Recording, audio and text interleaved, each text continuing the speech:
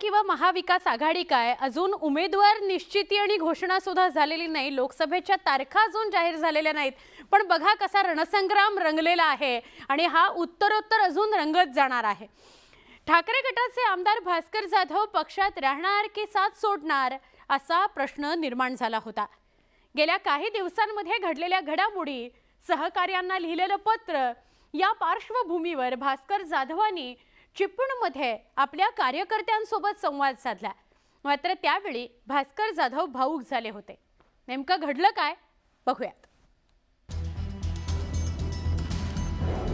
आमदार भास्कर जाधव व्यासपीठावरच भावुक झाले।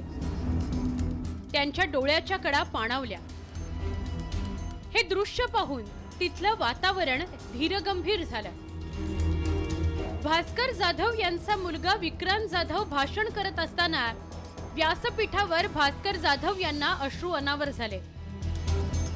पाठ दाखवून पळणं आमच्या रक्तात नाही असं वक्तव्य विक्रांत जाधव यांनी करताच भास्कर जाधव भावुक झाले।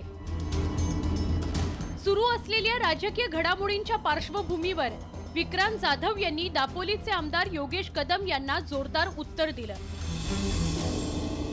हे खरं उत्तर तुम्ही अजित काय बोलत नाही, फक्त माझ्या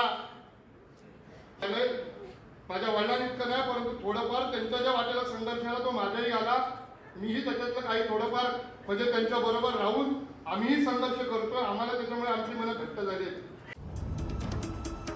भास्कर जाधव यांनी गेल्या 40 वर्षात मतदारसंघात कामं करून मतदारांची मनं जिंकल्याचं विक्रांत जाधव यांनी सांगितलं।